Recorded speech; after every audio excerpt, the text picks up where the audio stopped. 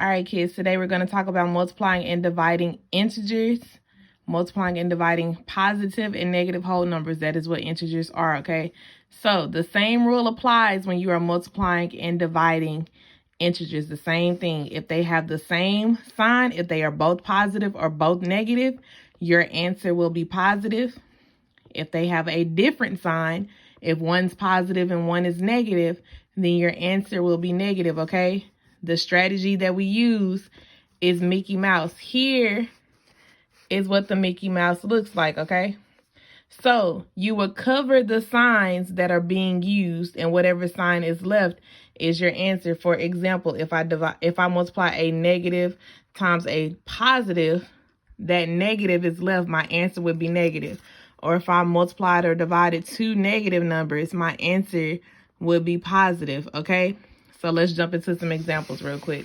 We have a few for multiplying and a few for dividing. Now, if I want to do 2 times 2, that is simple. We know that from our elementary class. 2 times 2 is equal to 4. They're both positive numbers. We're finished, okay? But if I wanted to do 5 times negative 6, well, I know that 5 times 6 is 30. We know that. But when we use our Mickey Mouse, we have a positive 5 and a negative 6. So that negative left should be the sign of my answer. So we have a negative 30. Okay? Our answer will be a negative 30. Now, let's talk about negative 3 times negative 7. Okay? Well, 3 times 7 is 21. They're both negative numbers. When I have the same sign, my answer will be positive. So positive 21 is my answer.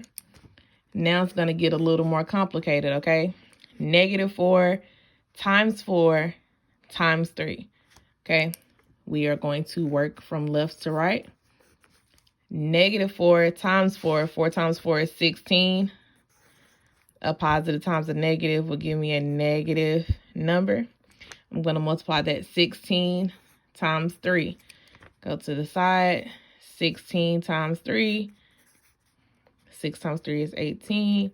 Carry the 1. 3 times 1 is 3. Plus 1 is 4. My answer will be 48 when I multiply 16 times 3.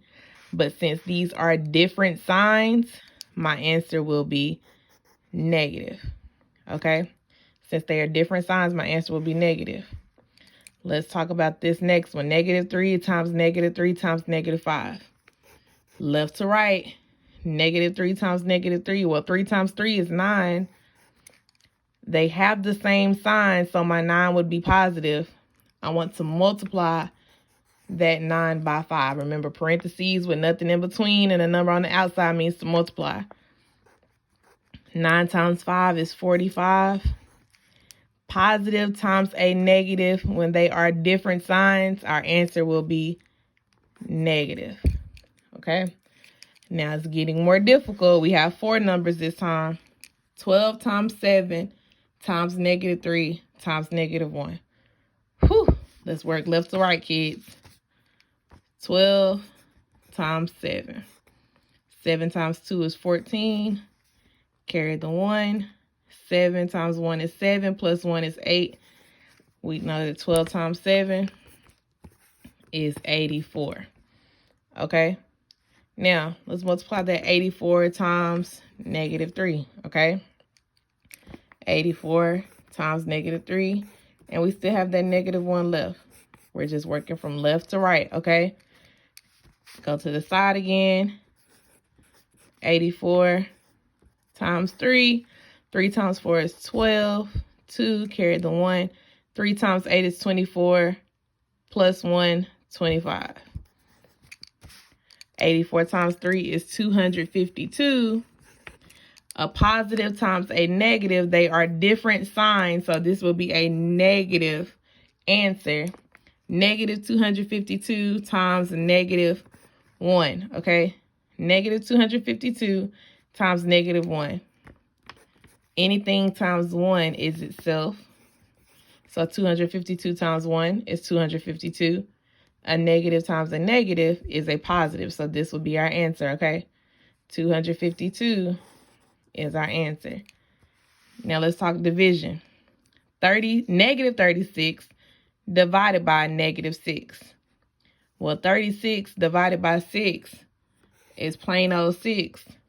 A negative divided by a negative, these are the same sign, so I would have a positive 6. So that is my answer. Negative 60 divided by 12. Negative 60 divided by 12. 60 divided by 12 is equal to 5. A negative divided by a positive, these are different signs, I will have a negative answer, okay?